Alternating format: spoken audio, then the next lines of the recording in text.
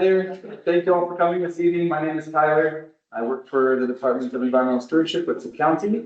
I've got some colleagues here. I've got Kendra Smith, who's the director of our department. Also have Councilmember Fuller here. Thank you for coming tonight. And yeah, thank you all for coming for what is a topic that's been talked a lot about. I think is very important to a lot of people in this community.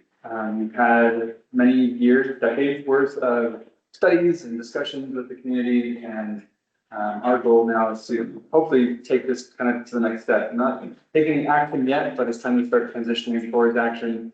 We can't do that without having discussions with the community. It's not something that's going to happen without input from the community. So that's what this is going to start, is actually talking about what actions should we take? What would you like to see us do? What would you like to work with the county to see happen? So with that, I'm going to turn it over to Herrera, who are our consultants.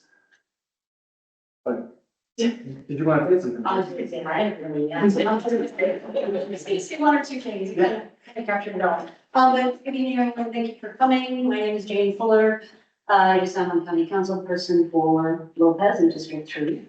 And really appreciate you coming, because this is one of two sessions that our professional consultants are going to guide our environmental stewardship department through in terms of consulting with the community about sea level rise. And so I have been on council since 2023.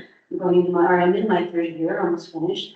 And environmental stewardship really launched into sea level rise, very comprehensive sea level rise study in 2023, funded by the county. And that study was completed last year. A very robust study after doing some preliminary work leading up to that. But this study was needed to help us as the county know how we would manage sea level rise, which is doing things like impacting as much as 13 miles of county road in our county, which is falling into the drink, as Kendra likes to call it, the ocean. I think we're all familiar with McKay Harbor Road along Agate Beach and what's being going on there. We have Shannon Wilbur here, formerly with Public Works, but Shannon had been for a long period of time, going back to 2016, 17, a part of looking at what was the county going to do about that road. And so it's not just public property that's being impacted, it's also private property, as many of you probably know. The fact of the matter is, though, that our climate is changing, seas are rising, those seas are impacting, yes, our homes, our septic systems, and county public infrastructure. And so having done that study and having posted the results of that study online, which is on the Environmental Stewardship Department's website, they also developed a story map, which is actually very interesting to take a look at in terms of what is going on in this county in terms of impacts of sea level rise and climate change. When I say that,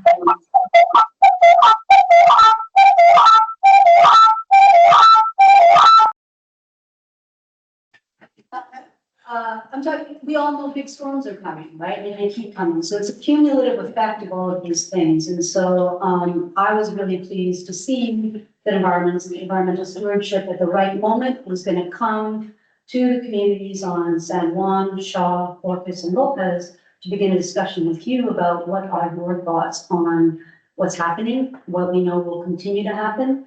As Kendra and I were talking today, it's not going to all happen tomorrow, of course, but we can all see it incrementally infringing on the way we live in these islands. And so it's super important for us to have conversation with residents who live here and have public input into what the county is going to need to come up with in the way of a policy framework for how we deal with this going forward.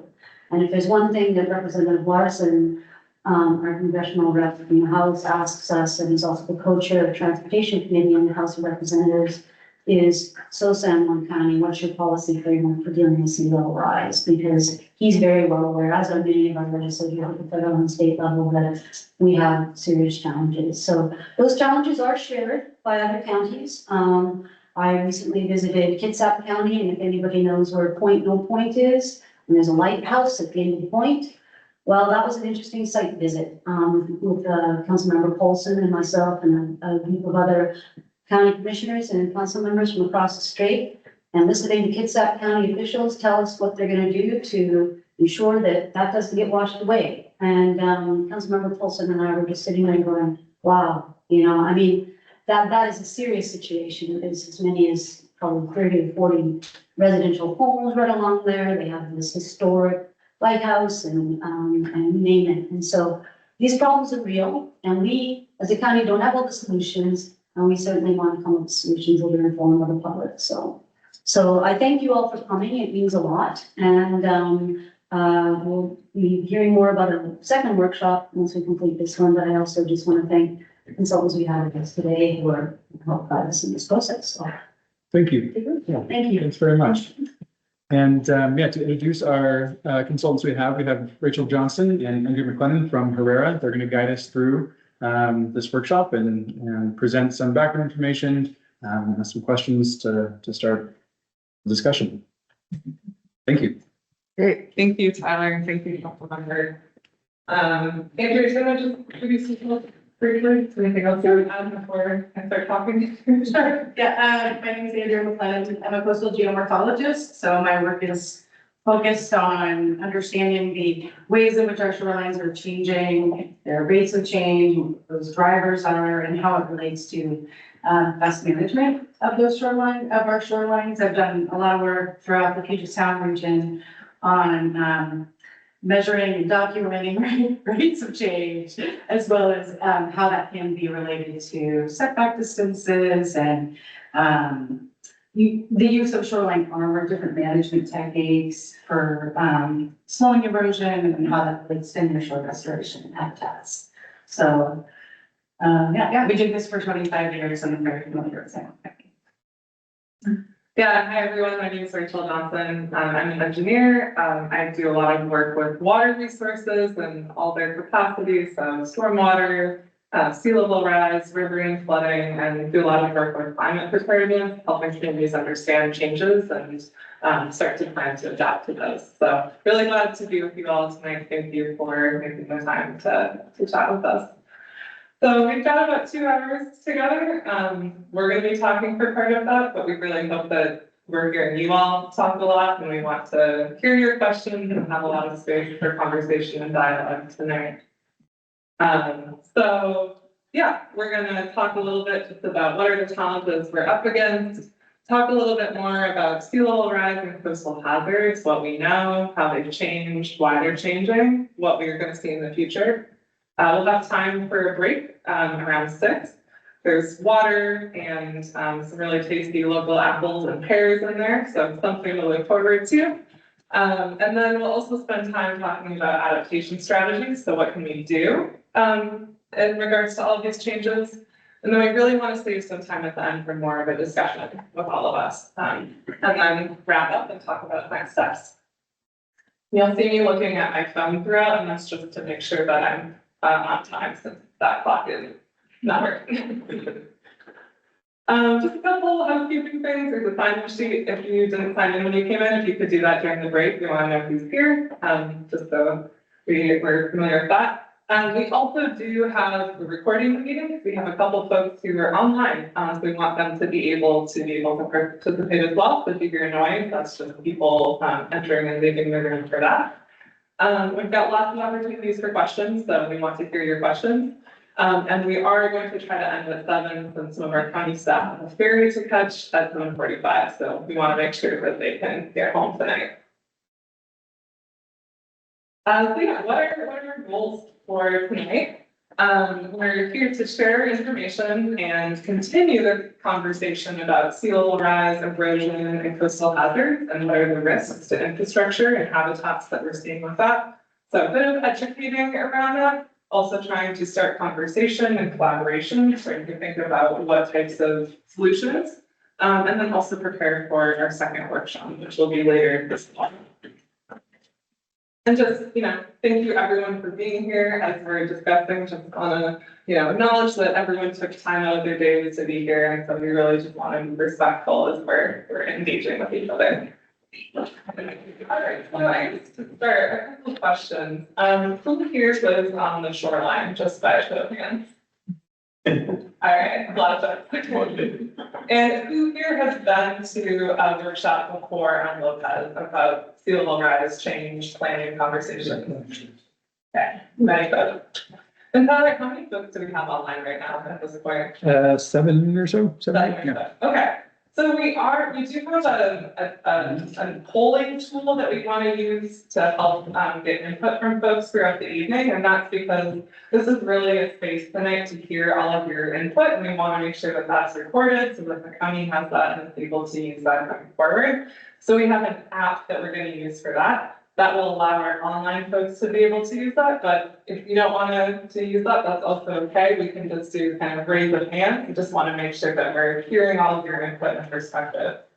So those for game to try it, you want to pull out your phone, take a picture of that QR code, and it will direct you to a website called slido.com. You can also just type that directly into the browser, and there should be a free Wi-Fi network here. If anyone's doesn't have good service. Give folks a second to try that. Pretty neat when it works. All right, so it should direct you to a website. If it doesn't, maybe just let us know, we can help do some troubleshooting. And then you should see a question pop up. What is your favorite part of the call? And you can type in an answer there, and as you do, you're going to see responses pop up on the screen there. And this will allow our folks who are virtual to also do that. That's working. Or those who Slido's not working for you, if you want to just raise your hand and share, hold them for you. Want to just start the conversation. Mine was colors. Apples. Oh, return of the gray. All right. Yeah. Cooler temperatures. Rain. Great about the apples because we've got a bunch of those in the next room. Cooler weather. Yeah. That is a nice change. It's kind of fun to see at the upper right when 11 people have responded this far. Fun to see it at crowd. Okay. Then I guess we have another question here to keep it warm up. So what brings you here today? Why are you choosing to spend your Tuesday night with us? And those who maybe don't have it, if you want to raise your hand and share. Yeah, what brings you here? Basically, what brought me here is the flood on Fort Stanley back in 22. Can't remember. Yeah. And yeah, that was the direct result of a lot of groundwater and high tide. And my property is in one of the places that is going to flood. So I need a long-term strategy for utilizing that property so I can turn it over to the kids. Yeah, thank you for sharing. Looks like other concerns about erosion, flooding of roads, data about what to expect and when. That is something we're hoping to be able to share. Interest and concern, community conversation. For all that seems, oh, excuse me. Okay. Interest and concern, medium and long-term impacts of climate change, and infrastructure and habitat. Anyone else have something that wasn't there? Yeah. I have a low bank waterfront. Oh, yeah, low bank waterfront. Yep. What part of the island? Mud bed, Okay. yeah, on Yeah. the western side. Okay. Yep. Yeah. Anyone else? Sorry. Oh, yeah. Just wanted to add something here. I saw this, flood. And I'm right in the middle of the flood area. And I was wondering if you're going to discuss that, because that's what this coming storm. Yeah, we can definitely talk about that. Yeah. And I'm kind of curious about the change in, the rate at which the water's coming up. And for example, the Army Corps of Engineers would determine what the flood risk, what level is safe. 10 years ago, say, the question I have is, how relevant is that now and 10 years from now? The rate's changing that fast. Yeah, that's a great point. We'll definitely talk about that. Yeah. Okay. Well, thank you. Yeah. Look, it's like answers, sources of help, how the county's dealing with it, how we grow resilience as a community. Yeah, thank you for sharing. These are all great reasons, and we come to touch on many of you. One from our audience online too is a waterfront homeowner on Fisherman's Bay on the peninsula side. What should we be doing to our shoreline to protect it? Okay. Yeah, some of these, as we get into the discussion part, definitely let's bring those up and we can talk more about some of those. All right, did also want to highlight that we have a question section too on that app, so we'll have spots for you to raise your hand and ask a question, but if you want it to be anonymous, you can also put it there and we'll check on this periodically. So we'll come back to this one. How scared should I be if my finished floor is 13 feet above zero tide? We can talk about that in a bit. All right, well, thank you. We'll jump into now to a little bit more of some background, just so we're all kind of starting with the same knowledge for the conversation. It's just talking about some of the challenges. That was from Pablo and Frankfurt. I have bike camped there many a time. I've never seen it work like that. They were working, they actually were working. Wow, that's a lot of water. So we are experiencing lots of changes with flooding and erosion, probably what many of you are here tonight. So these are all examples from places around the county where we're seeing more flooding during high tides, during storms. So roads like Crescent Beach and Fort Stanley Road have seen water go over during king tides and storm surges, and with that bringing logs and other debris. We're also seeing erosion in places of bluffs and beaches, which can really impact structures and their integrity. And we're also seeing beaches narrow in places or even disappear in other spots. And also seeing changes in stormwater, so just more rainfall that's more intense, that can create additional flooding problems in other places, which can also damage roads, cause slopes to fail, so kind of just make all of the challenges that we're seeing a little bit worse. And so with that also impacts to our infrastructure. So like this road here that washed out, or these homes here that have floodwaters around them. So it can cause a lot of damage to roads. They can sag, they can crack, they can be undercut by erosion, be submerged, reduce access. Also seeing impacts to septic systems, so higher groundwater and flooding can affect how they work. Also impacts to wells with saltwater intrusion and drinking water, and then obviously impacts to buildings with flooding and erosion. And then also a lot of ecological impacts. So, our coastal ecosystem is important. That's probably why many of you live here and enjoying that access to nature and these really special places that provide habitat and can help buffer against waves. Improve water quality, store carbon. We have a lot of value culturally and recreationally. But sea level rise and erosion and flooding are impacting all of these. This is a lot of text, but just kind of a preview of changes that we're seeing with there being less space for some of those habitats and changing their composition. And our council member mentioned up front, there's been a lot of studies and efforts that have been going on for decades here, including that county vulnerability assessment that looked across the county at change, and other workshops and surveys, and also other collaborations. So this is something the county has been working on and thinking about for a while, and this is a continuation of that. And the reason that we're kind of having this conversation now is because planning ahead really gives us more options. It allows us to be proactive rather than being reactive. So we have more choices and we can make better choices. So it lets us act before damage happens. Instead of reacting, allows us to compare different options and imagine different possible futures and decide which makes sense. Protect what matters. Maybe reduce costs over time by reducing emergency fixes.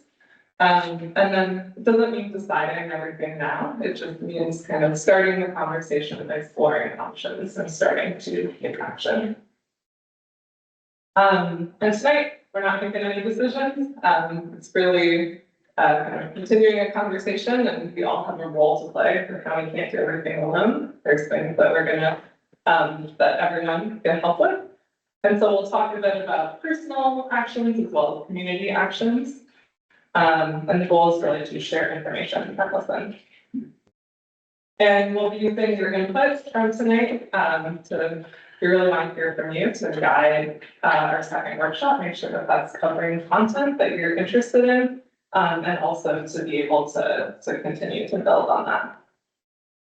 So another question for you all is, what changes have you noticed in your community? So if you want to pull out your phone again, or if you want to just share, curious whether you noticed flooding, erosion, damage to infrastructure, maybe impacts of habitats, or something else. So Yeah. basically, again, that high flood, was enhanced by the fact that the lagoon also flooded. Yeah. So not only the front, buildings, by across both ends, but the back, Yeah. you know, they came up and flooded basements and flooded Yeah. crawl spaces and buildings. And it was pretty devastating, actually. Yeah. That's really hard when you have water kind of coming from all sides. Both sides. Yeah. Yeah. Yeah. Anyone else? Yeah. You can only choose one. Oh, okay. What would be the other one you want to select?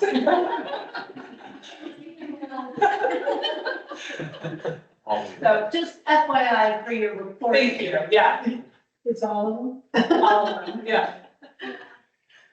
Yeah, And when you say your community, do you mean your personal property or you talking about the lots? however you want to interpret And it. then it has to be all. Okay, what about where do you live? It's erosion. Where do you live? We live in Davis Head, right on the shoreline, on a 40-foot bank. Yep. We've had geotech engineers, we've had ecologists come and look, and no one has a solution other than move your pumps. Some sort of armoring seems to be ruled out. I'm not entirely convinced that that's the case. And in fact, our neighbor is just in the process of moving his house back 70 feet. At a cost of at least $400,000. So that seems to be the solution. And I guess I will raise my concern is we're left on our own devices and resources to do that. And that's a concern. I realize it's repeated numerous times around the island.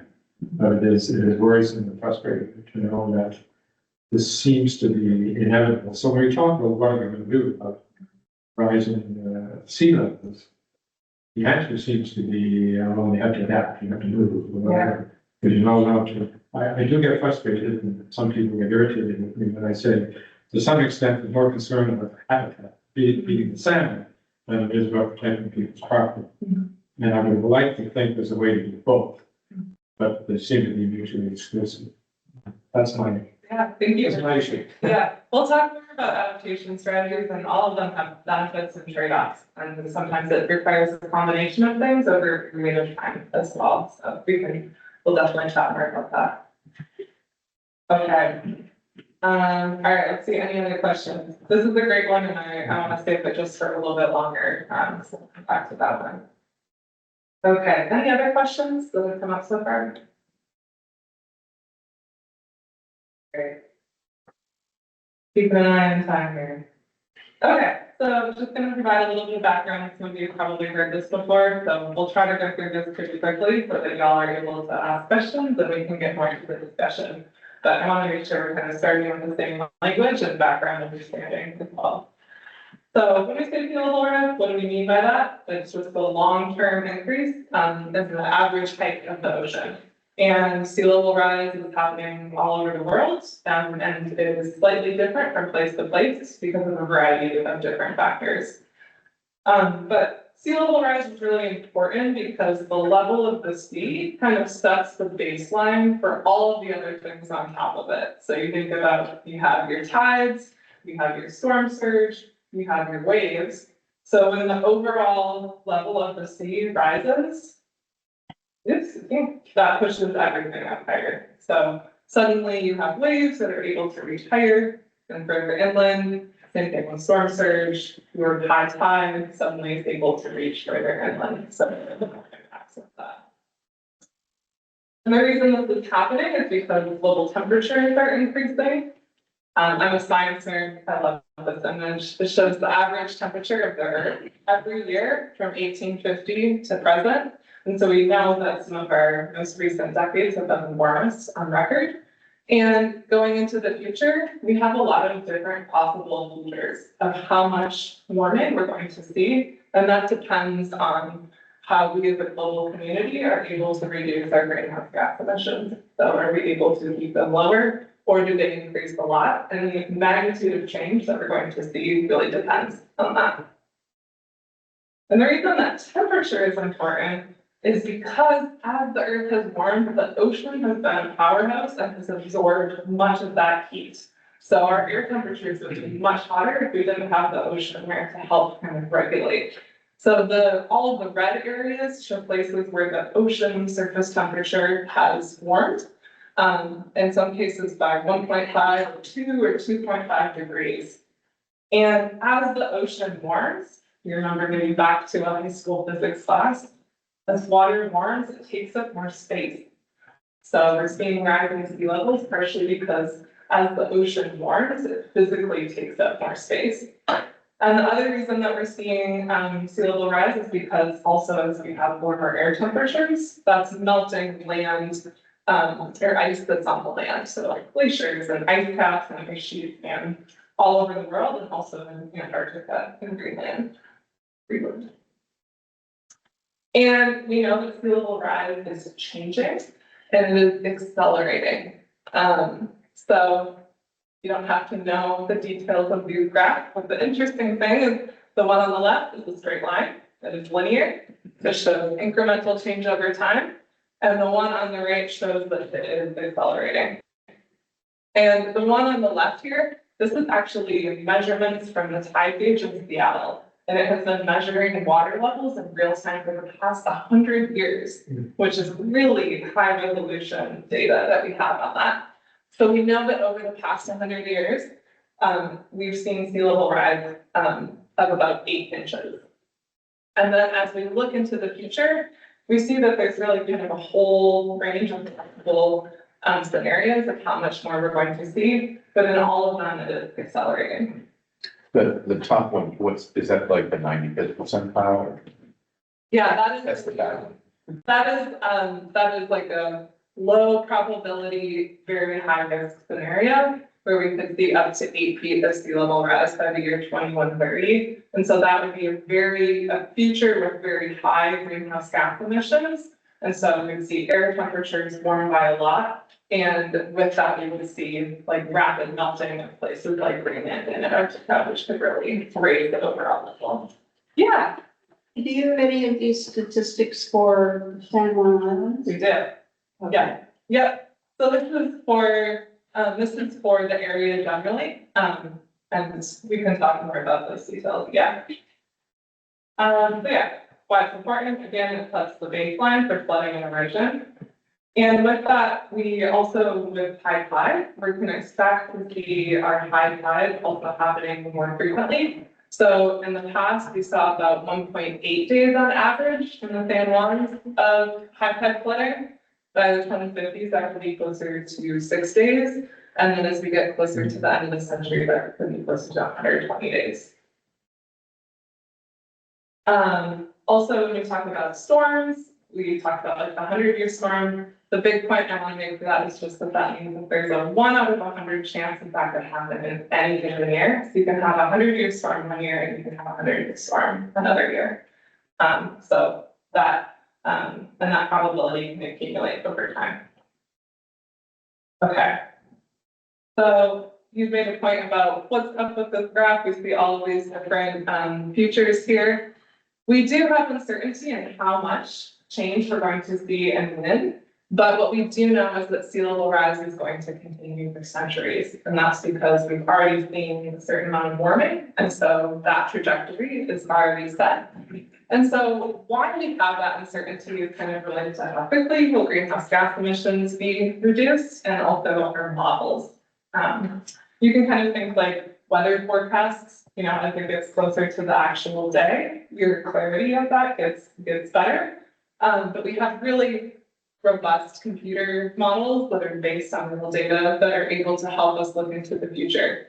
And that we have kind of a range of scenarios that we're able to plan for that are tied to emissions. So we could see anywhere between 8 inches and 8 feet over the next 100 years. So anecdotally, over the last 20 years. Yeah. There's been, well, scientists suspect it'll be X, and it's been much worse than that. Mhm. Is that true? I mean, that's my anecdotal observation as an old guy listening to the news every year, but is that, because to me, that makes me very fearful of the background. Yeah. The politics, where they are. Yeah, so that's a good question. There are some places where the measured changes that we've seen have been higher than what was predicted. There's always kind of a range of scenarios that we could see. Some of that, yeah, kind of, it just relates to how much emissions there are and how much warming we have, and how quickly things like the Greenland and the ice or Antarctic ice sheets melt. So yeah, I was just gonna add that those, because the models are always kind of continuing to improve. And there needs to be a certain level of consensus and certainty in any model outputs that are reported publicly, like that close friend of the family was an author on the IPCC climate change report. And I had been reading all of the stuff on price fair inputs. Those IPCC is what? The International Panel on Climate Change. So the major kind of international reports on this with the sea level rise projections that the whole science community turns to. And I was reading these, having a conversation with him, like I'm reading these individual pieces of literature saying that there's going to be way more sea level rise associated with like the West Antarctic ice sheet. And I said, why aren't you including this? And he said, well, because we need such a high level of certainty and agreement across all of the different models to report it at that level. So there's this kind of this process in the uptake of science that for it to be at that kind of publicly releasable level, it has to be a much higher certainty and agreement rather than just like a breakthrough. Does that help? So over time, we'll also see, you know, the models get better and better as we get closer and we're able to see, okay, how much did our projections track with what we actually saw? And we know that from satellite data, we know that from pages. And I guess just describing a little bit more what those fun colors are. The percentages, so the yellow line is 1%. So that means there's a 1% chance that in that year 2130, we would have 8 feet of sea level rise or higher. The middle line in the orange is 50%. So our best science, like when there's a 50% chance that we'll see a water level at 3 feet or higher. And then the bottom red line is the 99%. So 99% certain that we will see at least 1 foot or higher. So does that? Yeah, definitely, yeah. Yeah. I have one Okay, anecdote. please, yeah. I'm sorry Yeah. to support the comment here. In 2018, we had geotech engineers did a survey of our beach. And the report says, based on the projections, et cetera, and the composition of the bank, it's good for 50 years. 3 years ago, we had the first king tide storm. Yeah. Part of the bank washed away. The same thing happened the year after that and after. So all of a sudden, that 50-year projection is out the window within 8 years. Yeah. So Yeah, that's my concern, is Yeah. 1% I thing, it happened 2 years in a row. it took basically 3 events. High tide, heavy winds, Yeah. and a wave action. Yeah, the storm surge in a way. Boom.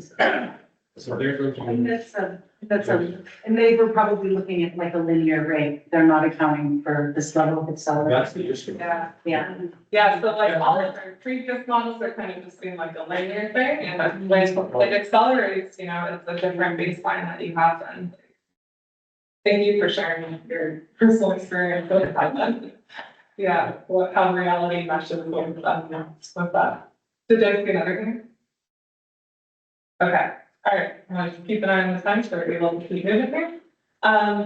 You asked about per se in Juan County, what the projections are here. So in that sea level rise report, that was mentioned earlier, the county selected 2 scenarios to plan for the future. So one of those is 2 feet of sea level rise, and one of those is 5 feet of sea level rise. So there's kind of different likelihoods of when we would see that amount of water. And each of these has a different value. So 5 feet, it's gonna be a while until we see that, but it could be helpful to look at with long-term planning. So thinking about, does an investment make sense? If we're building something new, does it make sense to put it in that spot? So each of these has kind of a different value for that. And then when we look at the probabilities for these, so 2 feet, we have about a 10% likelihood that we would see 2 feet or higher by the 2080s. About a 50% likelihood that we would see 2 feet or higher by the 2100s. And then for 5 feet, that's, very unlikely in the near term. And it gets more likely over time. So about 1% by the 2100s and about 10% that they look further back. So it's not a question of if we're going to see it, it's just when we'll see it. And then I would be remiss if I didn't mention that there's also other types of flooding, like you said. So compound flooding, where we can have flooding from stormwater, we can have flooding from groundwater, we can have flooding from rivers. And so when all of those converge, or some of those converge, the flooding can be made much worse. And I'm assuming totally unrelated is the major tsunami risk. Also, yeah. And if that happens at high tide,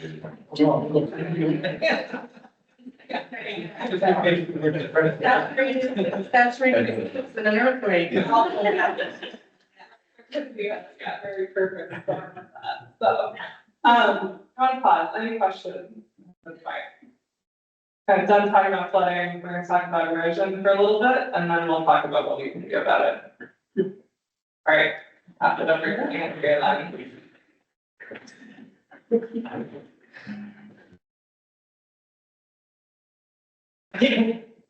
I have new glasses, so I'm going to be working from one of these screens. Okay, so I'm going to be talking about coastal erosion because it is another major factor associated with sea level rise. What do I mean when I say the words coastal erosion? Well, it kind of come in many forms depending on the type of shoreline environment. It could be, accelerated erosion along a coastal bluff that would look like increases in shallow landslides or larger landslides on a steep bluff. It could come on a lower bank. It would maybe more toe erosion or active recession of the bank. On a low bank shoreline, it may be that shoreline, that bank, the crest of the spit or the berm, kind of where the driftwood is depositing, that whole beach shifting landward over time. That's what it looks like on a different shoreline environment. I'll show you some graphics to kind of help you. That was the neighbor's house. Right. That is our bank. Oh, really? Really? Well, this was left with the stairs. Oh, wow. Yeah. That's it. That is, It's not the actual house. oh, it's not, that's just what It's the back. That's just what it looks like. I thought it was. Behind the. Okay, full disclosure, Bill's my husband. So, the recession of the shoreline is part of these natural processes that occurs as, the shoreline is in the bluff is in, dynamic equilibrium with the water level. And we're gonna talk about that a little more. It also, for the shoreline to, sorry, I'm having a hard time seeing the slide and this, and it'll just take me a while to get worked up, sorry. Okay, so as, the sediment supply is required for the beaches to naturally adapt to the rising sea level. So as the bluffs recede, that sediment actually builds up on the beach and enables that whole beach profile to shift landward. Now, this is kind of just part of the fundamentals of geomorphology. I'm going to talk about some of these processes that help it all fit together into this kind of adaptive process that occurs on our shorelines. As that sediment is eroded from the banks, it is actually transported transported along shore, as you see here in this shoreline. So we have wind waves are the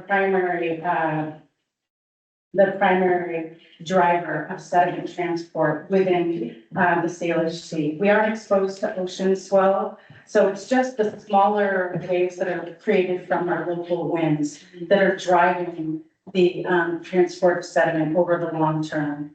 As the waves approach the shoreline at an oblique angle here, they break up the beach at one angle and then wash down the beach at a 90-degree angle. And what results is a longshore movement of the sediment as it's kind of picked up in suspension, and that current kind of results in a net dominant direction of sediment transport. Over the course of geologic time, say hundreds to thousands of years, that results in the formation of landforms, coastal landforms, like these low elevation shorelines, like spits and other low elevation beaches that are really sustained by the erosion from updrift, eroding bluffs and other shorelines. So you can see that kind of connectivity between the bluffs and the beaches is really important to keep in mind, and it's really important to successful management of shorelines in our region.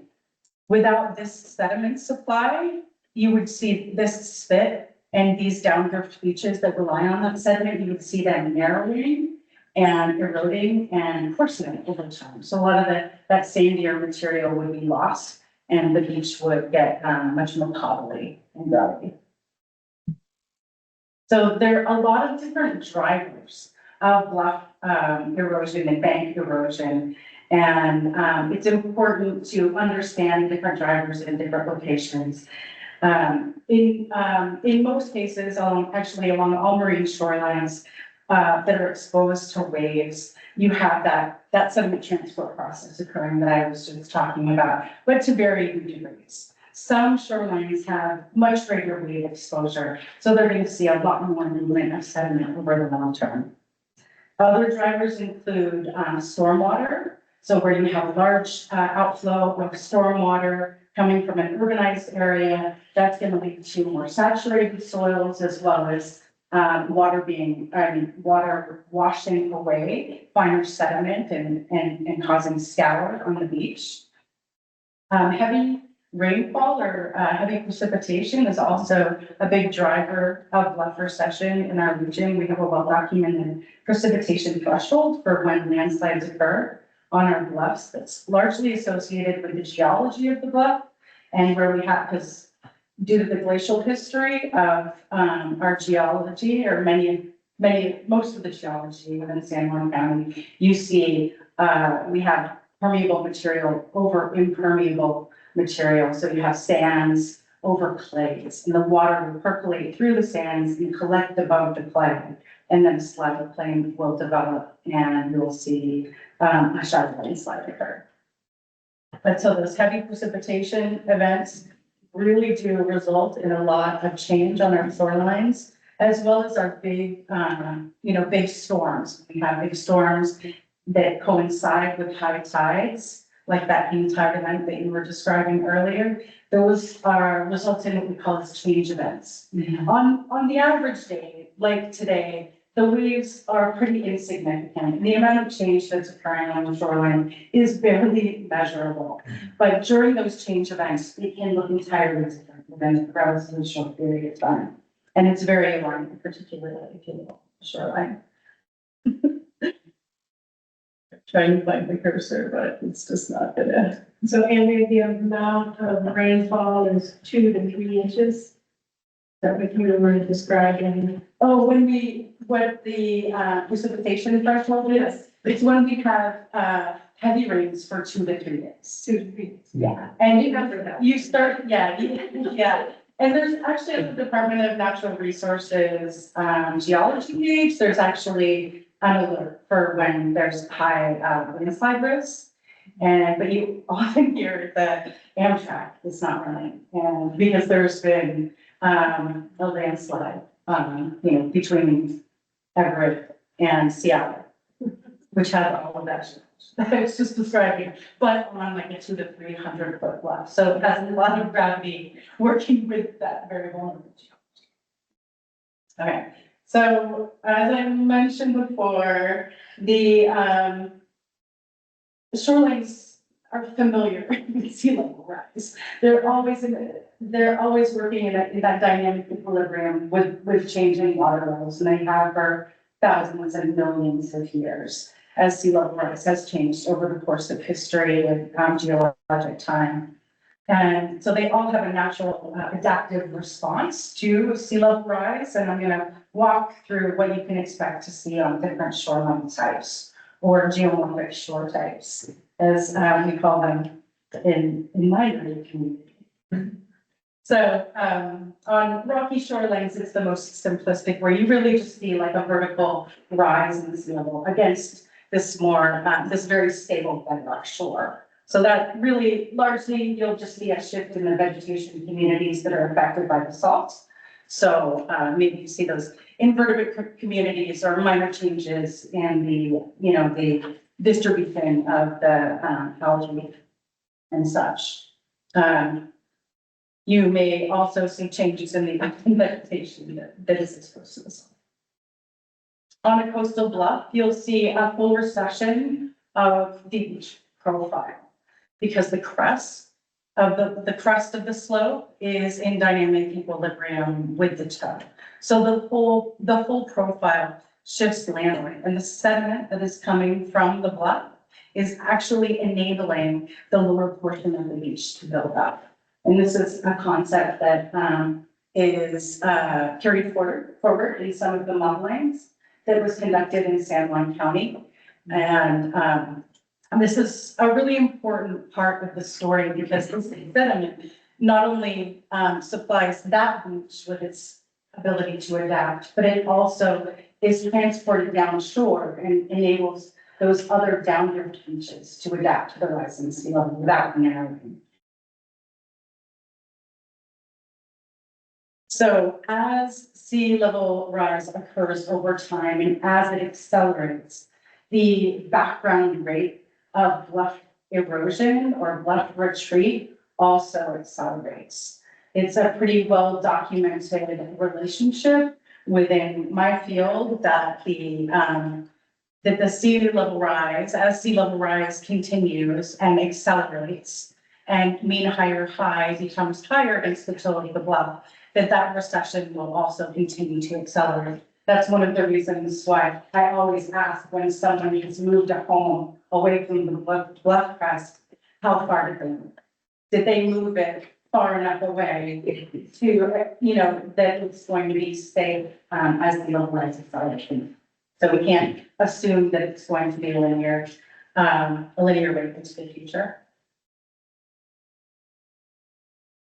On our low elevation shores, the whole beach builds up and shifts landward. So that will include the shifting of the lagoon shoreline, such as at Edgeworth Bay.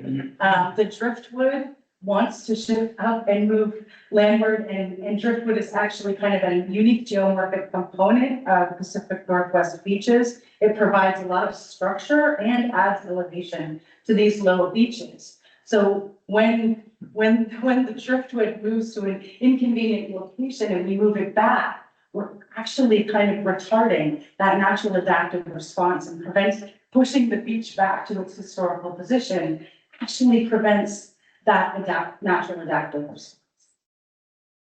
So whenever we can make room for that movement, that's actually going to facilitate the natural adaptation of the beach without incurring erosion. On an armored shore, where we're holding the line, holding that static shoreline position, such as, with riprap or bulkhead or seawall, the loss of beach occurs over time from the top Oh, did the cursor appear? Yeah, great. The upper beach is lost essentially over time. As the shoreline is trying to recede and the water level is kind of pushing it landward, but there's nowhere to go. So the intertidal narrows and it kind of, you end up incurring habitat loss from the upper elevations down. So it starts with, you're losing the driftwood zone and the soft tolerant vegetation on the beach, maybe the dune grass, and it eventually gets lower and lower on the beach until a shoreline becomes more elevation. It's just moving up and down against the armored shoreline.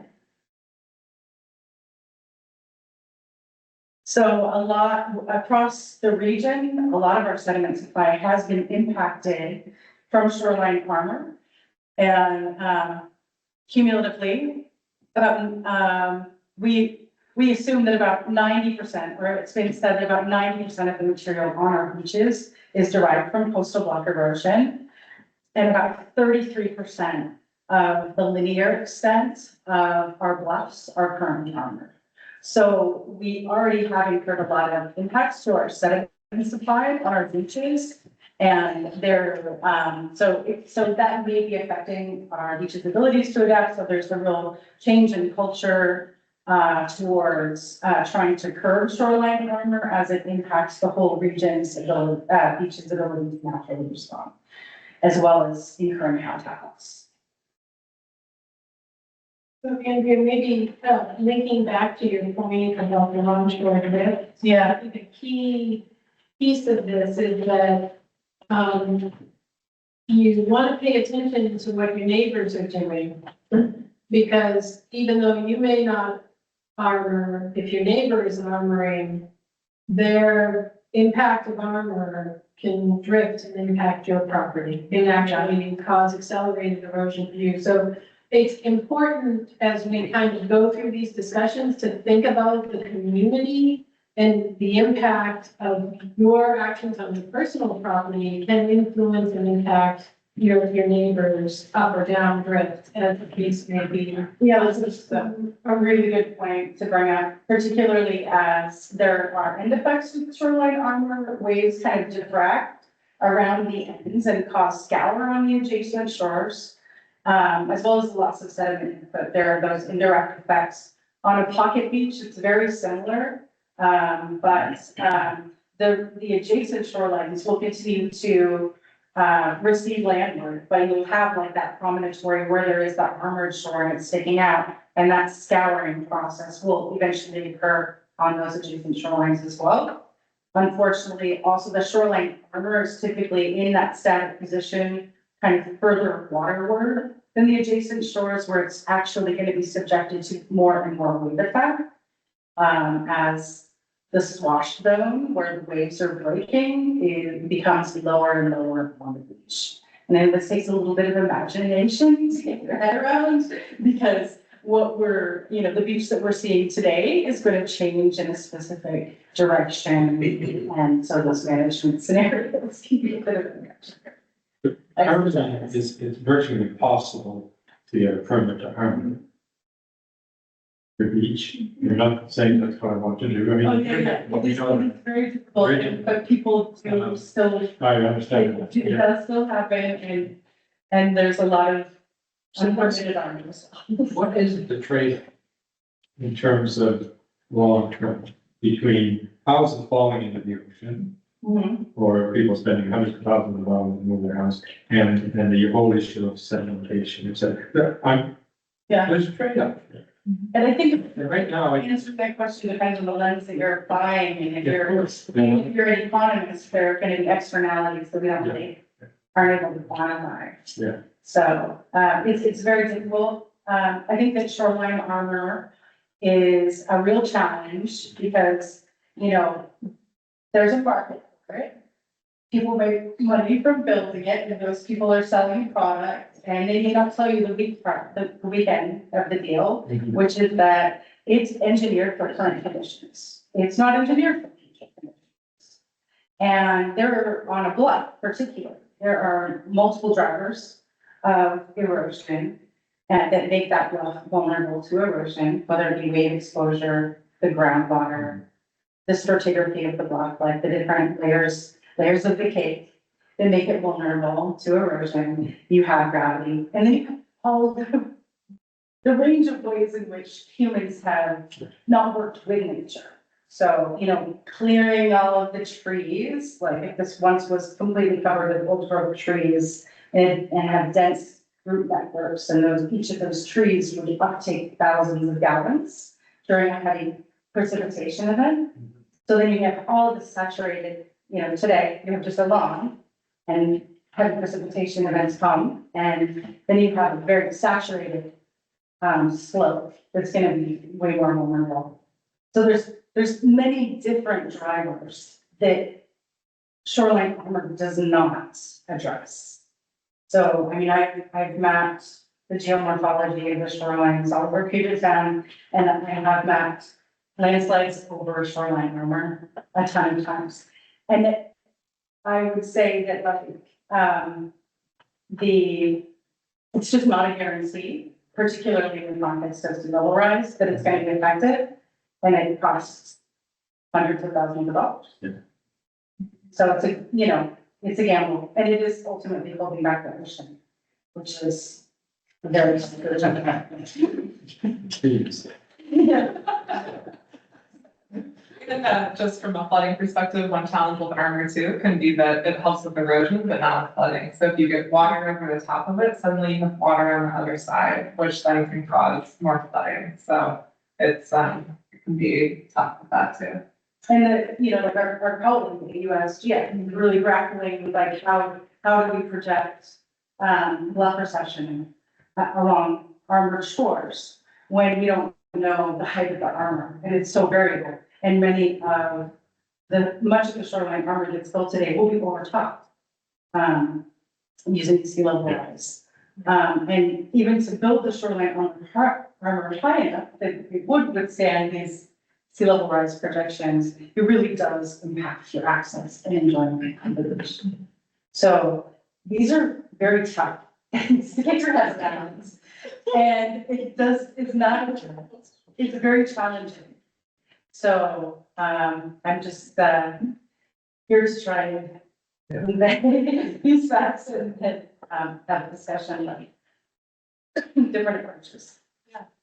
There's plenty of places in riverine where you hard face the bank to keep it from being eroded away. And once you get water behind it, you have to put the river in the middle of the river. Yeah. Yeah, we have things to learn also from riverine communities and how they've done stuff too. We're quick to talk, so I'm gonna make sure we get right. And so I'm just gonna look ahead here. We'll cover some of that next part. After that, look at the local studies and talk more about adaptation. So it's 6 o'clock right now, 6:02. We'll come back here around 6:10. There's a restroom, there's water, there's really tasty local apples and pears. Continue the conversation, and we'll switch from kind of talking about impacts to talking more about what we do about that. So thank you for being here so far, and a little stretch break.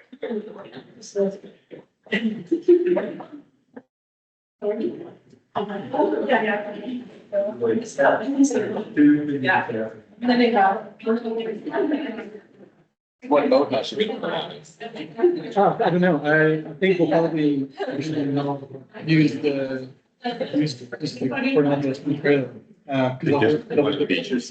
they'll be bringing down boats for student athletes, and then we will, They don't have the great. come with us. The big national. Yeah, we usually, at least when I was a student, use our trailer. So, Hopefully, weather's good. Yeah. I mean, I've done it where it's 70 degrees and or 75 degrees and sunny yeah. or snow. Yeah. I mean, that's. It's fine if that's you're wrong. October, it's awesome. It's just bad if you don't have a warm place now. Sure.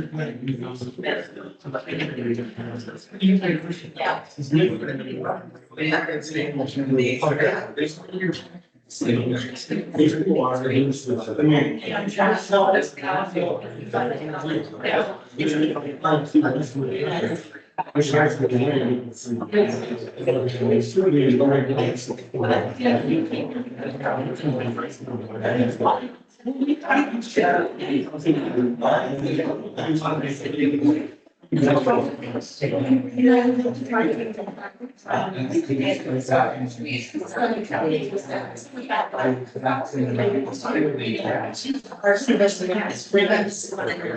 Because we do got for the same. Level rights, it's actually all. So they have.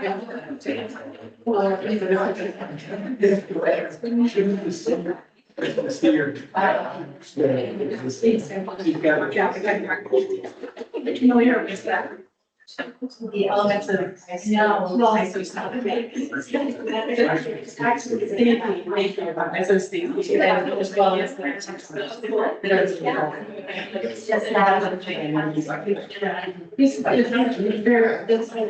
Oh, yeah. The last 20 years,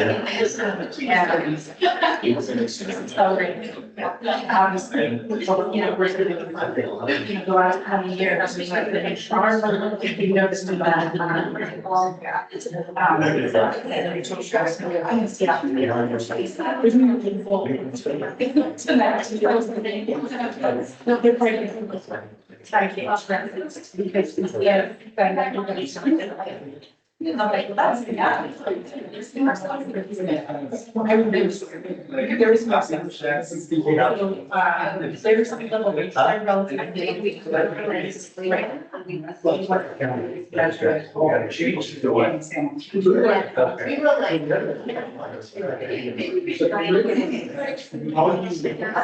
Yeah, that's.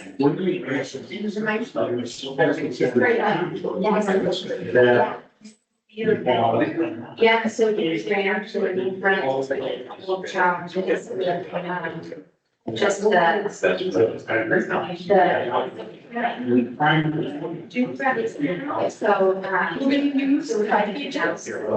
as well as, different points still that as part of the network, that are all measured. So like when I was looking at, so there's a couple triangular given site using different lines. So so measurements and I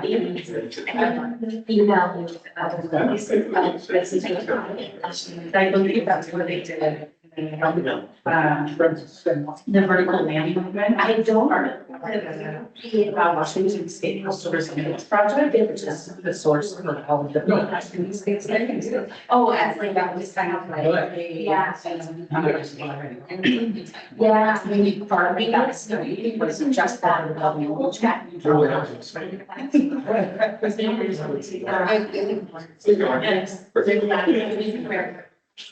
I was, where you Really. yeah, reason to tell you about that. No. If you just, here's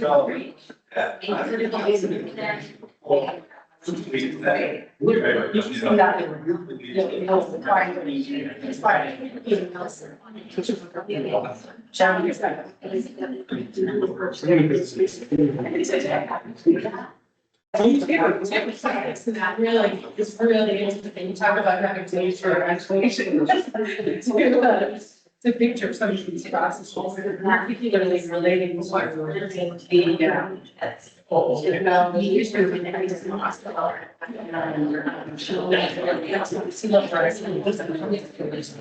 Yeah. So what are you working on? What are your big projects? This is one of them, but the big ones happening right now is the double replacement at Bayhead and could be great. Yeah. So that's wrapping up now. See that books are so late. That's one of the late. Yes, exactly. Yeah, so that's coming up. Yeah, very well. We had the road closure a couple of weeks ago. They got in and out in 8 days. It was awesome. That's great. Everybody's having to go once. Yeah, so it's quite a house. But yeah, it was really nice to be able to get in and out pretty quickly. Things can start.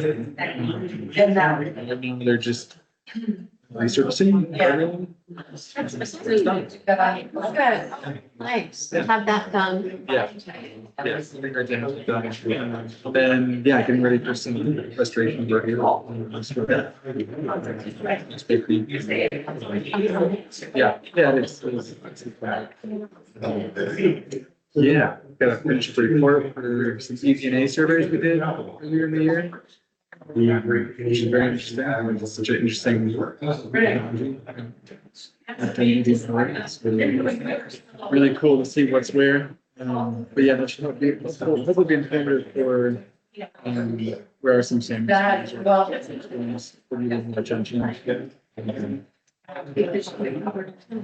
People right here. Yeah, there's plenty. Hopefully getting some money to for management plan. Be a very comprehensive. Yeah. It's gonna be a very comprehensive, time consuming, scope. Long term. Yeah. Love your sites. That's awesome. Yeah.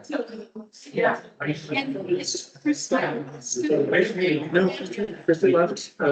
Okay. Yeah, months ago. Yeah, I think she's left Lopez. I think she moved to the mainland. I had, she said was going to, but okay. Yeah, so we're actually just hired somebody to fill it. Someone had done work with the ICP previously, so I was around and was to make contacts and dynamic Grange. Same side of the team. Yeah, we just got them, obviously. Did she get a job? I just. More. Yeah. Sure what the. You know, I hadn't seen her for quite some time. I looked for this.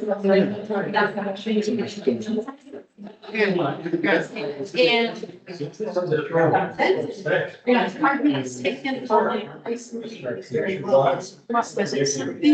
Did I read, I get the newsletter. It's the only way I see it. So your department was expanding, it's only been a year or so ago. Yeah, Scott and so remember. My mind is elsewhere. Yeah, it gets to be. So I don't try to bring back any. Yeah. See?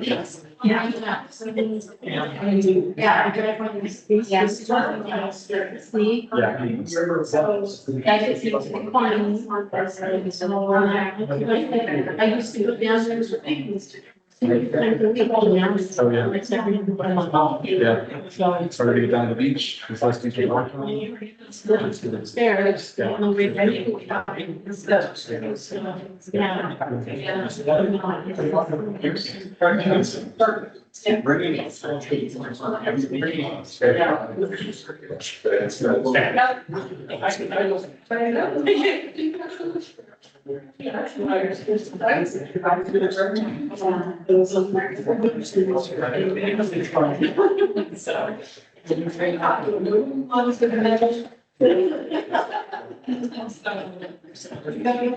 You also.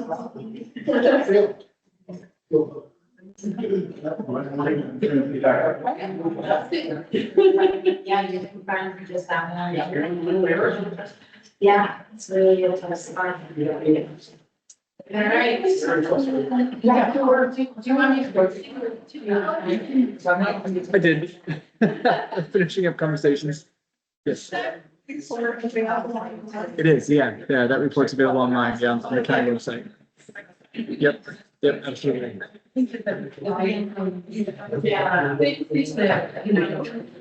vulnerability, it's infrastructure and. Yeah. What's the piece? Okay. That seems good. I have to talk about those different.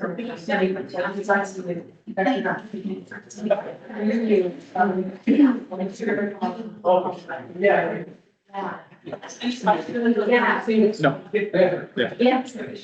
absolutely. Alright, so we're gonna keep going.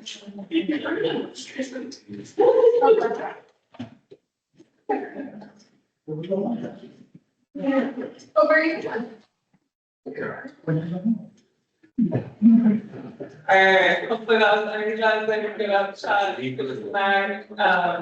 We're gonna talk a little bit more and then we'll have, we want to say very much conversation at the end.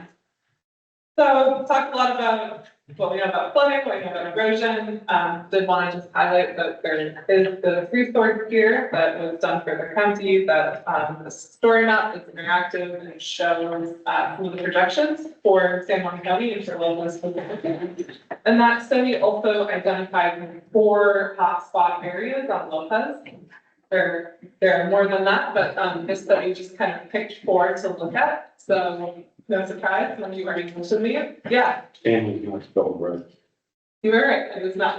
Thank you.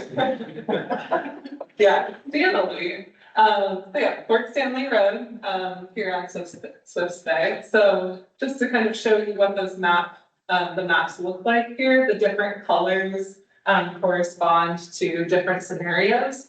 So the darkest purple there is the 100-year flood extent plus 5 feet of sea level rise, just showing what that would look like there. Whereas the lighter blue is the 1-year flood plus 2 feet of sea level rise. So kind of showing the different variations there. With yellow being buildings that we know are going to be impacted, and some of the other colors representing, stormwater utilities and railroad segments. So one example there. Also, McKay Harbor and Barlow Bay, similarly, a lot of vulnerable infrastructure in that area with houses and roads, a lot of things there. Anyone here live in this area? Okay. Also Bayshore Road, park, the road, stormwater infrastructure, houses, some other important shared structures there. Anyone live in that area? Too? I think it's important to note that when you are looking at these maps, that it's not taking into account the sedimentation processes and the building up of the barrier beach that would happen during high water events. So there's, there is flooding events and that can cause recession, but the gradual evolution of the shoreline is also occurring, and that's not demonstrated in these models. But that doesn't prevent flooding from Right. when the water comes up. I mean, it prevents erosion, or it can help the long-term erosion. Like for this one, it's Otis Perkins is the part that can erode, but on the inside, it's just, if the water comes up, the water comes up, right? They're just, the sedimentation dynamics are complex because there's a lot of adjacent shoreline armor. It's uncertain how those beaches will respond, if they'll fully be able to build up as they would have historically. So it's just an added complexity that you have to be mindful of. So you have, as long as there's that erosion, that beach is receiving sediment from updrift erosion, that beach should be able to build up and shift landward if it is unarmored. But it also has the road on top of it, which adds another complexity there. Yeah, so those So, because there's only so far. Right. Well, since we're on this one, there's been some talk about potentially opening up with a culvert or something at some point. Is that like it's done? I am not involved in that conversation, but I would say that would. Yeah, I think people change the dynamics here, because the water is going up, so. Right. Well, that was my point originally. The erosion doesn't matter. Yeah, so if you live on the end, you guys as a community might want to talk about becoming your own little islands, because I don't know how long that road, you know, it may be 25 years, it might be 50, it might be 100, but at some point, you're gonna have to elevate that road so you can still get traffic there, or put in a dock and have it roll. I think, yeah. Yeah, so that's a good point there. And then just the last one that was highlighted in this report was also Other Bay. So yeah, road, you know, got the Agate Beach County Park there and other infrastructure and homes in that area. Anyone live in this map? Okay. We talked a lot about the impacts. It's also nice to have something you can do. So I did want to highlight, have any of you used those MyPost app before? Yeah. So we as scientists, this is helpful to us. So people, you can be a citizen scientist, you can help take pictures when you see a king tide, when you see erosion, when you see high water. Because, you know, for some of them, unless you're there in that moment, you don't see it. So it's very helpful for researchers and other folks to be able to see many different photo examples from different places. So it's really easy, mycoast.org/WA. And so you can take pictures and share those, to be able to help kind of build our knowledge of what we're actually seeing for different kinds of events. So just wanted to put that out there. All right, we're gonna skip ahead to talk about, we'll answer that question, later. Do you want to talk about adaptation strategies also? So like, what can we do about all of this? And with that, I guess just to start, like, what is adaptation? So that means taking actions to reduce risk and increase resilience. So this could be proactive, it could be reactive, it might be public, it might be private, it could be an infrastructure thing, or it could be more of a management thing, and it can be a combination of things to be successful. The tools that we have in our toolbox for coastal resilience, you can kind of think of them as 4 categories. One is to protect. You're trying to protect something that might be elevating it, it might be putting armor in place. Another is kind of accommodate the changes, so accept the higher water and the erosion, so maybe modifying the way that something is used, trying to make adjustments like that. Retreating, so relocating or removing infrastructure, or restoring, so nourishing the beach, adding habitat restoration. These are kind of the four buckets of tools that we have. And for roads and utilities, some things that work well for that can be elevating a road or adding armor to it. So top right there is an example from the Netherlands where they have huge waves. And so that road has been lifted up a bunch. They brought in a bunch of fill. It's higher. It also has some armoring on the side to try to protect against erosion. Roads can also be removed and put in a new location that is going to be less vulnerable. Or it can also adjust roads, so maybe they're only used seasonally, maybe they're used during different times of the year, or maybe they have, it's more like pedestrian and biking and not for vehicles. A couple of great examples from San Juan's here. So shipping left on Orcas, Deer Harbor Road on Orcas, and then Cattle Point on San Juan. Those are all examples. Oh, and we have someone here who was involved with them. Do you want to?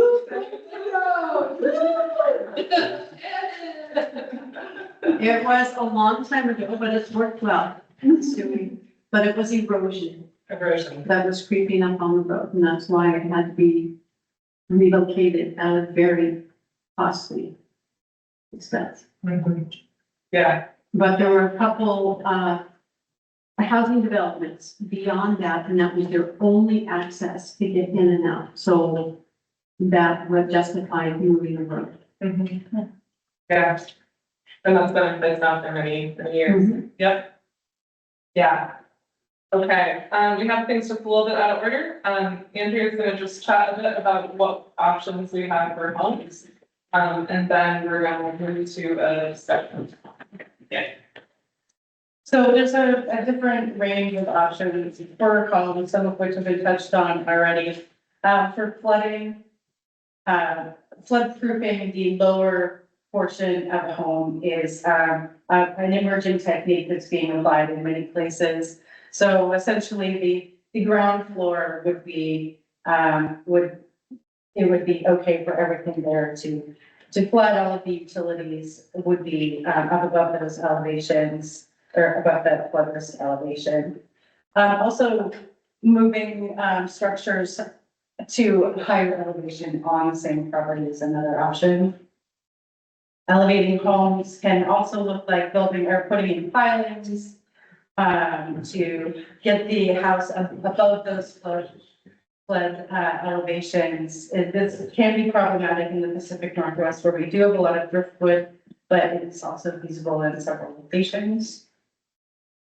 Relocating homes further landward away from erosion hazards is being applied in more and more locations. There are several examples from within San Juan County, as you heard described tonight. It is costly, though. I have the 400,000 was one of the highest costs that I've heard. I'd love to hear more about all of the associated costs, because maybe not everyone that reports how much it costs includes all of those elements. We had an estimate, but Nickel Brothers to raise the house 2 feet was $100,000 10 years ago.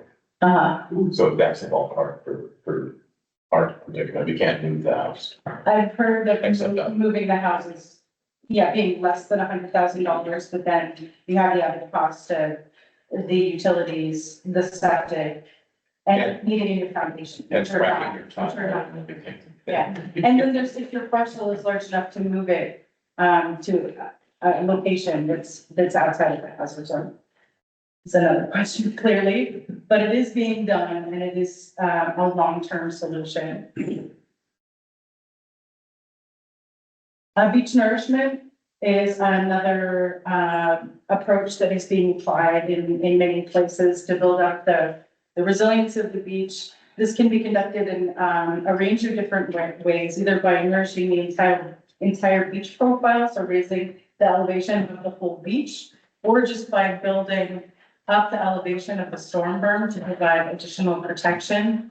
That can also help to kind of mitigate for lost sediment supply. It would have otherwise helped to create a storm berm, as the storm berms are commonly comprised of a little bit coarser material, but also are built to be habitat friendly. And that coarser material build moves up the beach during high water events, kind of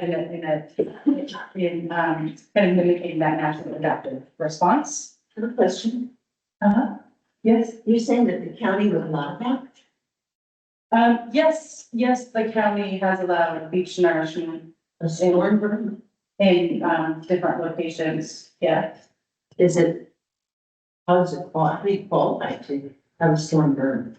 I think it's also described as like soft shore protection or soft armoring, and it's an alternative to the hard armoring or shoreline armor.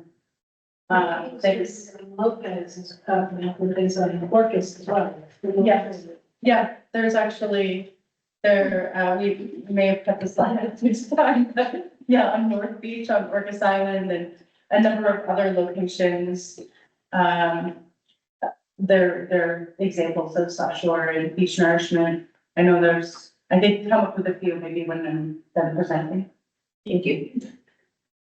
And there's also, you can also nourish water or shoreline armor to mitigate for habitat loss. But generally limiting shoreline armor is, important for resilience of the shoreline. And we've covered that extensively. Here's an example of, the North Beach nourishment. The shoreline was in a really degraded state. And it had lowered considerably. This is a project that, I think it was implemented in the early 80s, and it has had decades of success behind it. Company that I work for, we put long-term monitoring at it, and it's still in good shape. Be impressive how resilient and effective that solution is. Okay, I think time for discussion. Thank you. All right, we don't want to talk anymore. We want to hear from you all instead. So I guess we've covered a lot of stuff. Are there any questions that have come up so far, or reactions to the adaptation strategies? maybe places you've seen them work before, other ideas you have, things that you've seen, questions you have about how they work.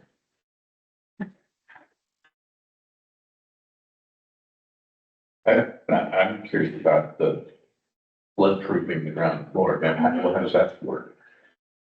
Is it physically you move the utilities 6 feet off the ground or something?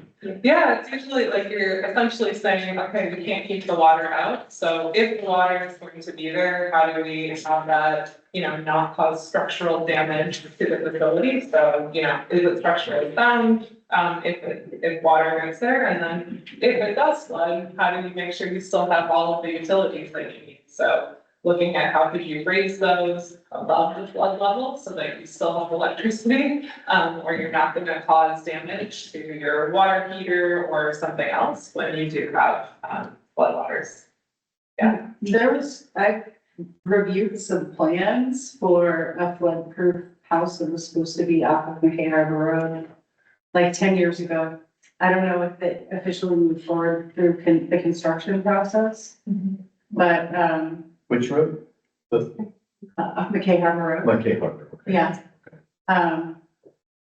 But, yeah.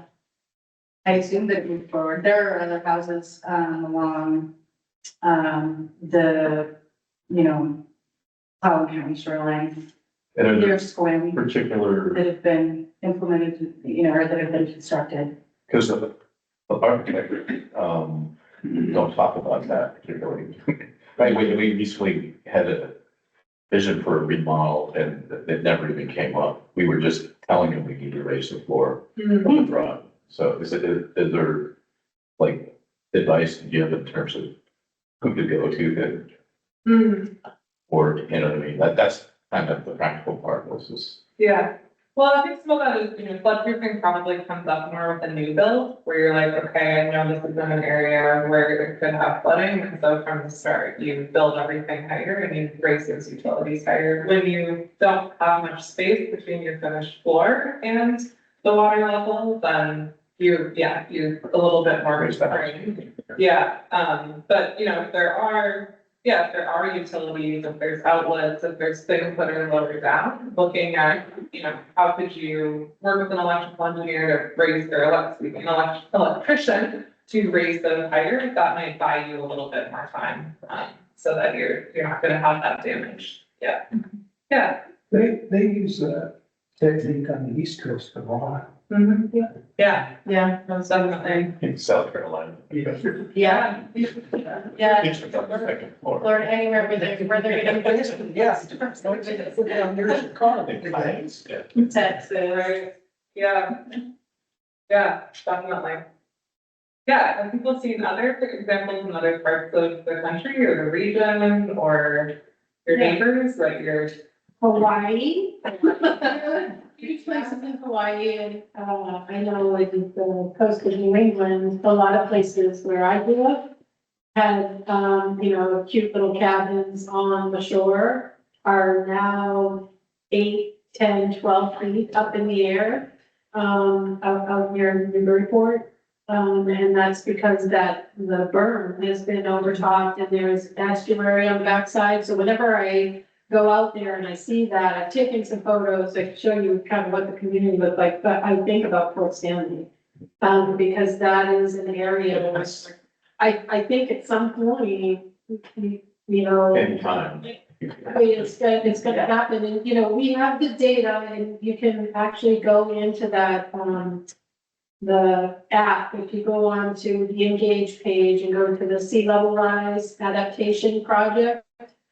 In that story map, there's actually a clickable thing that can give you a sense of that elevation in a given location, or you can simply take the FEMA floodplain elevation and add footage. So if you know the FEMA 100-year floodplain 1% probability is probably not truly 1% anymore, and you add some freeboard to that. To get yourself up and out, and then have the breakaway for the water underneath and have your utilities. You can still park your cars underneath. That's what most folks have been doing. They do storage that they can just quickly put up above, but you know, that's also community discussion and conversation, because some people will elevate and others won't, and so it'll look a little goofy for a little period of time, but eventually everyone gets there, at least back there. Yeah. So places like Port Stanley and McKay Harbor and the western shore of Mud Bay caused me to ask, what is the situation in San Juan County pertaining to the federal flood insurance program? Are these in mapped flood zones, and do these homeowners have federally subsidized insurance? What is that whole situation in our county? Yeah, I can only speak to part of that, and then I'll ask Kendra to, let me go back to the map, maybe for Port Stanley, and I can show what part is in the mapped, flood plain. So, yeah, maybe if I'm doing that, Kendra, do you wanna? Yeah, I mean, we're in the National Flood Insurance Program, you know, we're not part of the community rating system, although we probably should be, and I can work on that.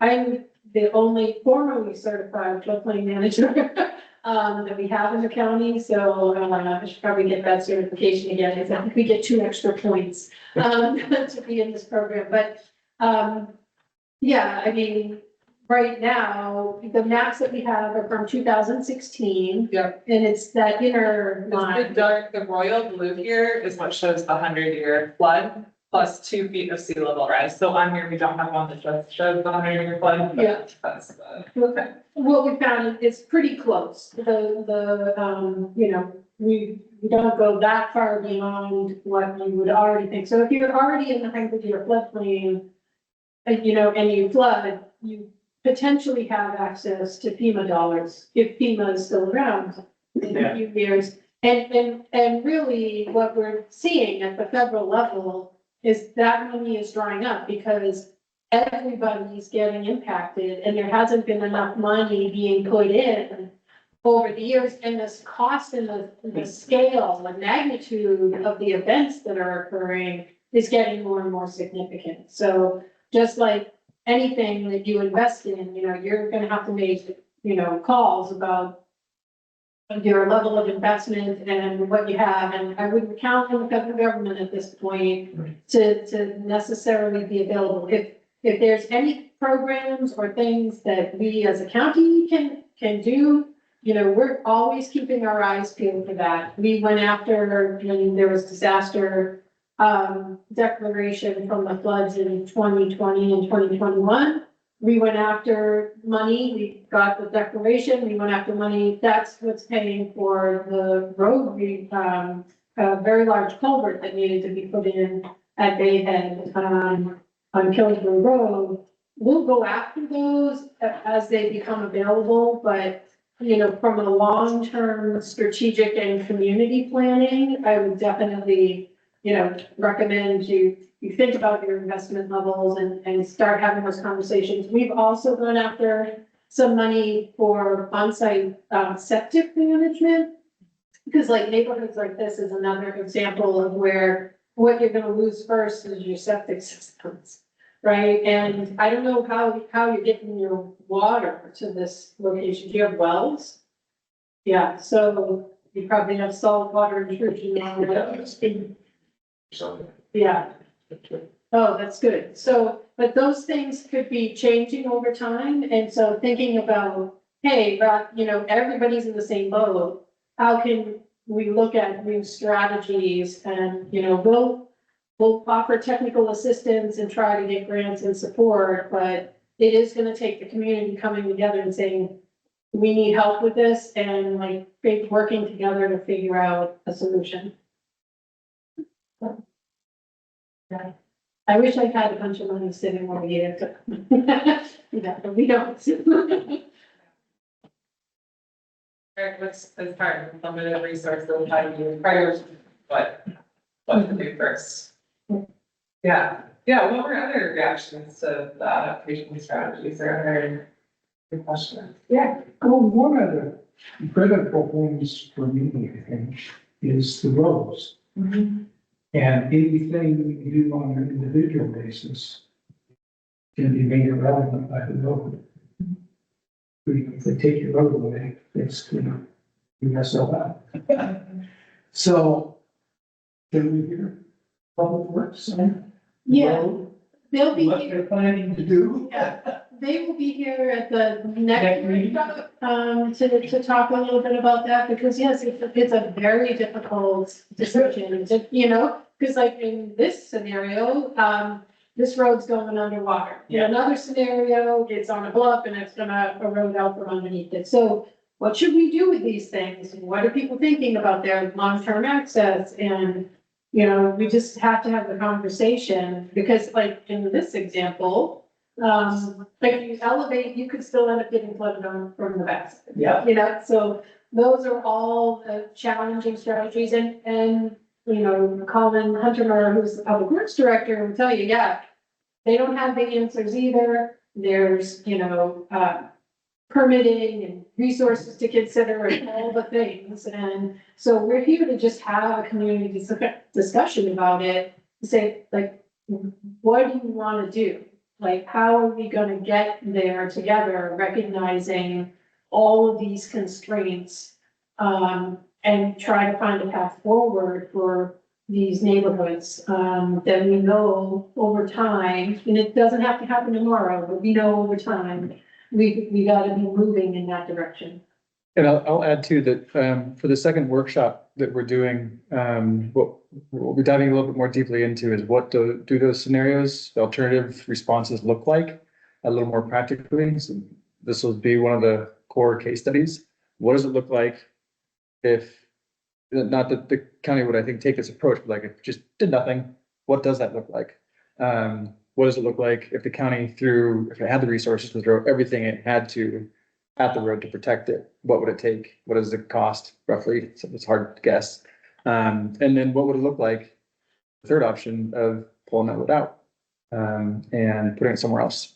And what does that cost? What does that look like? And so Kevin touched on the different alternatives that there are for these roads and these case studies. Next workshop hopefully is an opportunity to dive into that deeper, provide some of that information, and then get some thoughts from you all about what that means for you, you know, realistically in your livelihoods. And then also realistically, what options are attainable, based on resources available. It gets a little gnarly. Yeah. And didn't the county just announce a hiring freeze and like cutting 9% out of the budget? And then we're looking at just, and you know, the other meeting we're all missing now is another taxing district.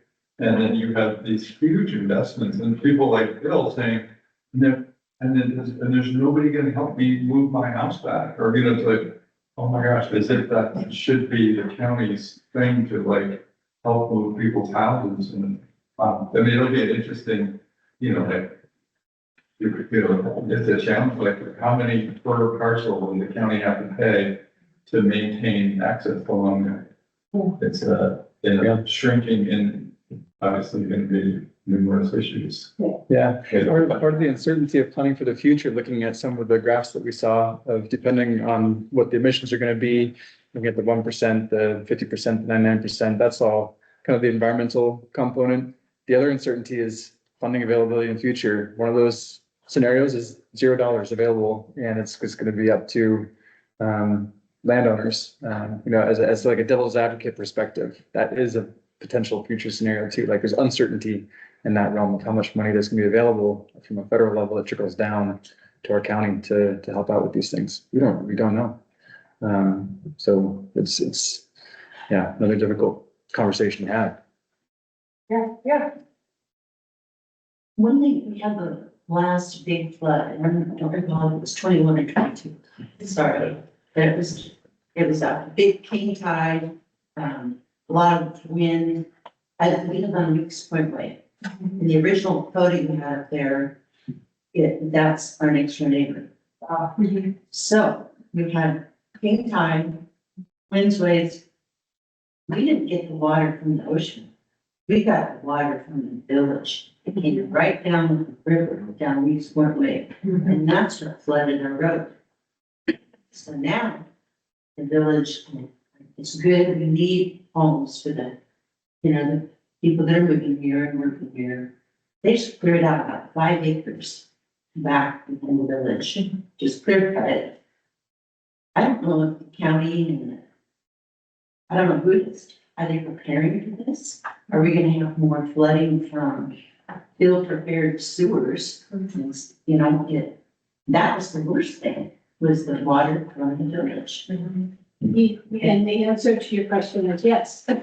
We are preparing for it. And we do have models of the village area, and we do have a project on the clean water utilities program to actually look at diverting some water from up in Malaya, the upper part of that watershed, and taking that water around the village because we have limited capacity in the village to be able to accommodate the flows that are coming down. So You realize what happened with that event? we know, yes, and you know, where the developers now there are required to have detention. And so they actually have holding functionality that's underneath that you can't see. It's buried underneath the parking areas. But it's still not going to be enough. And so we have some other strategies to try to work around it. But I will tell you, and even we did some analysis based on precip levels that we're anticipating with climate change. Because part of the problem with the infrastructure, stormwater infrastructure in the county is it was built a long time ago and it was all just like, well, we think it should be this big. And so we have a lot of those small culverts and we're like, we need much bigger culverts. And with climate, we may not necessarily see a change in the total volume over the course of the year, but what we're seeing is that higher intensity storms that will come through and they completely overload the system. And that's why you see those kind of rapid events that accumulate after 2 to 3 days of rain. It comes through and it hits you. So I know after day 2, I can't sleep because I know the flooding calls are coming. And that's just the way it works. I can't see it because I'm living there between two bodies, water and water. Right, and there's more coming. So yes, we do have things in the works. That's when you pay your clean water utility fee for the year. A little portion of that goes to capital infrastructure for us to try to manage this water better. But I can tell you that those projects are expensive too. And we're doing our best to, Well, that should manage that. It should be taking care of building permits, right? Those buildings. So it's individual lot owners are doing it, the system overall is still under capacity, so we're kind of doing both. We're asking them to do their part on their parcels, and then we're also looking at Huge new construction. they do have on-site, but remember too, they're only able to hold so much. And when we're having these really significant events, their systems still get overtopped. They can't build to the gigantic events, and so there's still some limitations. But I'm kind of scared because the amount of trees in them. I know. Yeah.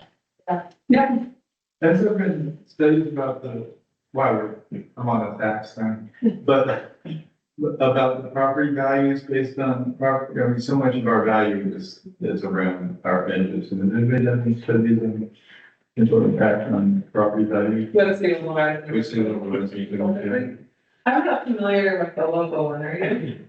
No, I'm not sure I understand the question though. Oh, I mean, it's like, well, because most of our property values are on the shoreline. Yeah, And if you have some impact, the rate is not that big, but if those property values are impacted by sea level rise, what does that do to San Juan County's tax? Space. Well, I'm not corollary to that, I'm not sure that the county is pays any attention to. They doubled our property value to do that, and there's nothing that's sold anything close to us, there was nothing that cost. It was very egregious, yeah, and it's not just us, the whole neighborhood is felt the same, right? So I don't think in the eyes of the county that the property value has done anything but skyrocket, but in reality, the property.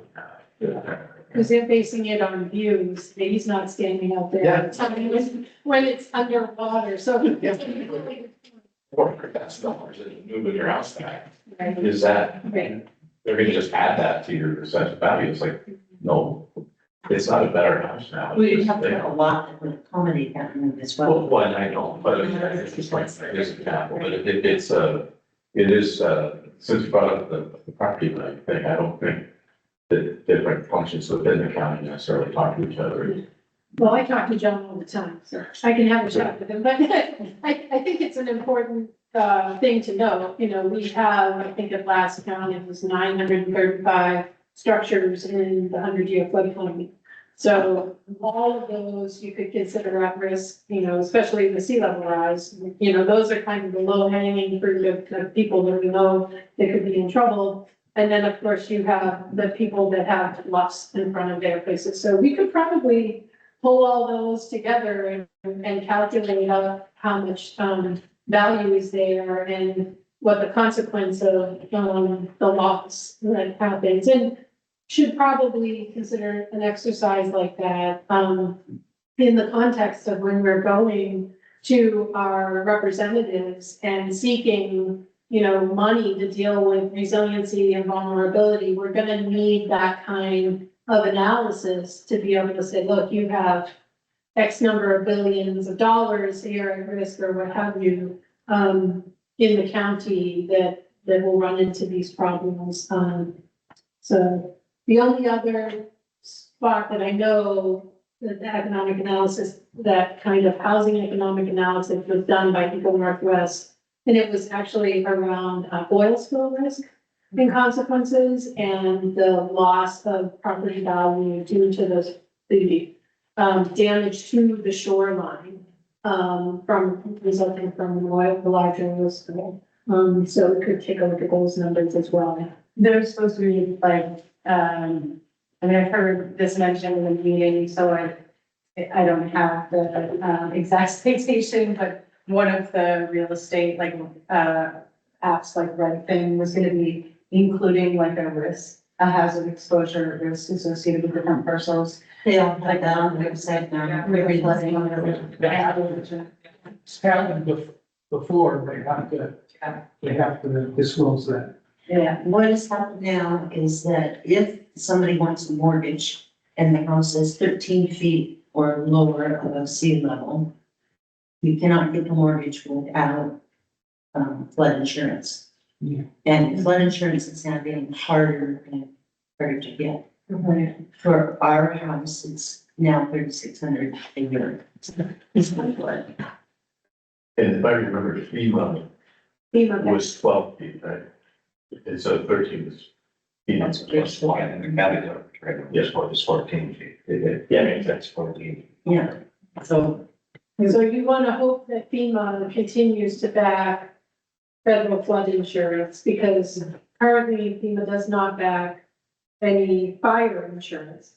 And people are asking that same question, it's just the different media. The same thing happening, that they don't currently back and the market is rapidly changing. So something to keep in mind, if FEMA backs out of supporting flood insurance, you'll see those premiums probably skyrocket, just like for those of us. or not available. Right, or become unavailable. Yes, our neighbors just sold their house supposedly this month, and they tried to find somebody that was a cash offer.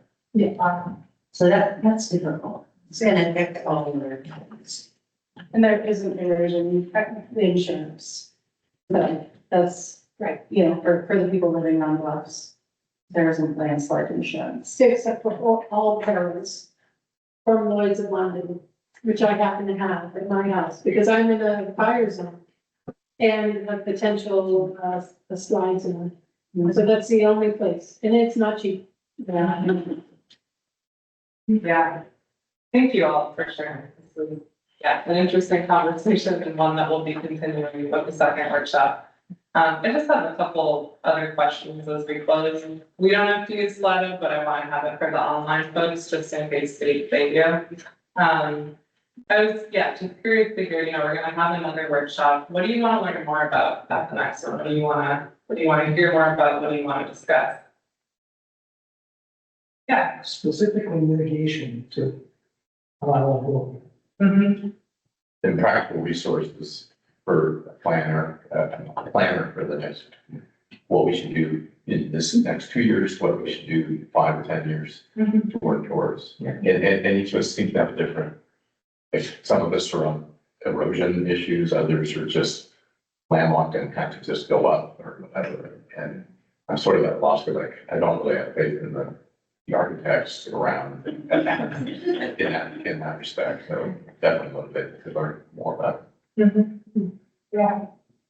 Maybe give us more information about the burning. I mean, we've only always met the county, it's stonewall. We can't do anything. And now you're saying that we can do a burn. So I'd like information on that. And also, would you answer that first question? Somebody, it wasn't mine. That's right. Thank you for the reminder on that. Yeah, and burns, I guess we should add that those also have a limited time in which they're effective as well. You know, at some point, the natural cycle will be to move that sediment, like the wind waves will move that. I don't know if you wanted to. Yeah, you need, every site is different and you need to have space to be able to build that. So if you're on like an armored shore and you're right up against the shoreline, you may not have space to build a berm. So there's a feasibility element to every design. And beach nourishment does require maintenance over time, but those elevations can be built up to accommodate sea level rise. It just means forking out another X amount of dollars, which obviously increases the time as well. As we all know from living over the last 10 years, seeing our prices escalate on everything, so. And your question was about 13 feet, was that right? What's, I don't have it up, could you repeat it quicker? Yes, so if your house is built at 13 feet above zero tide, how scared should we be? And is that That's fine. above mean, lower, low, or is that? Above zero tide in Fisherman Bay. Yes, Yeah. okay.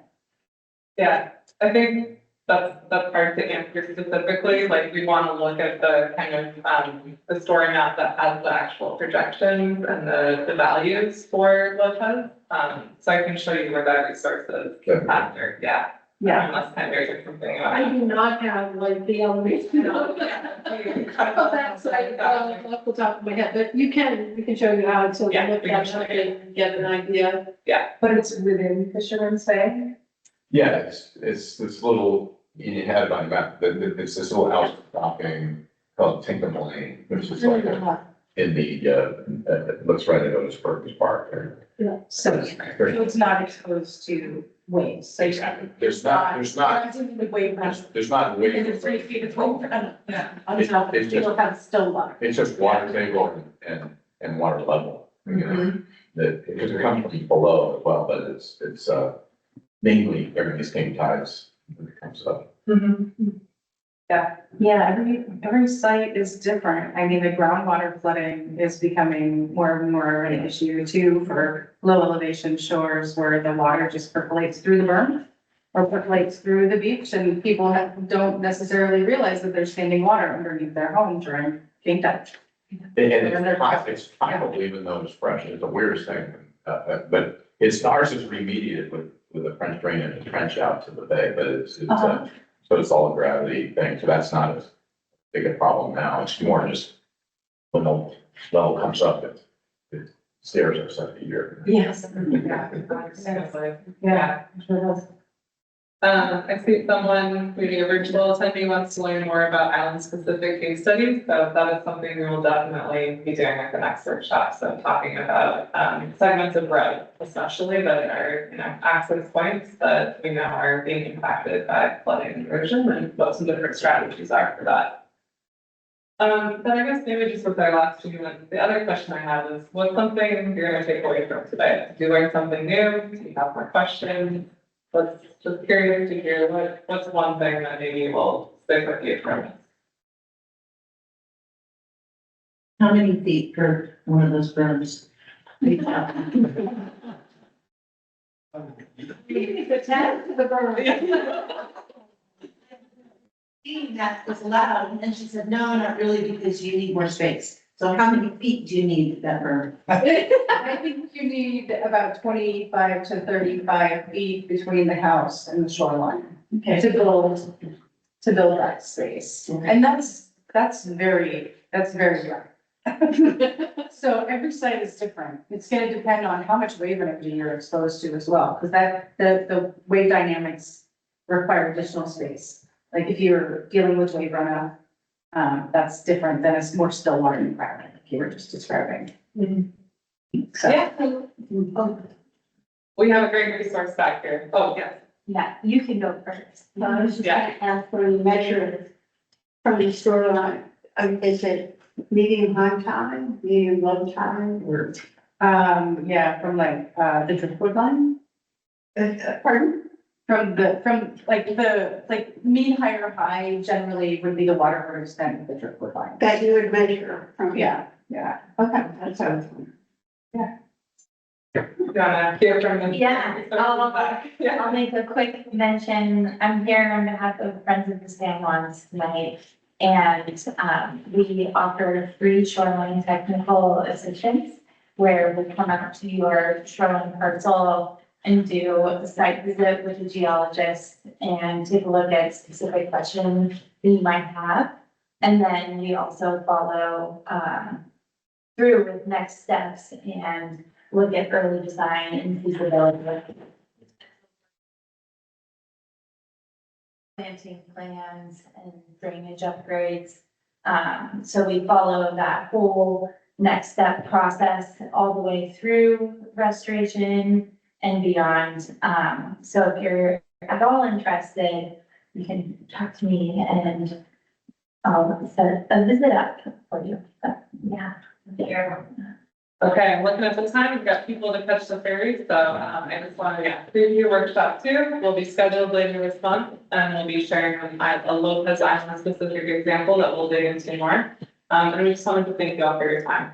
Thanks for joining us on a Tuesday and sharing your questions and ideas, and we hope to continue the conversation. Thanks, Rachel. Right, we haven't published it yet, but the date for that second workshop is 4 weeks from today, same place, same time, 4 weeks from today, which is October 28th, I believe, Tuesday, here at 5.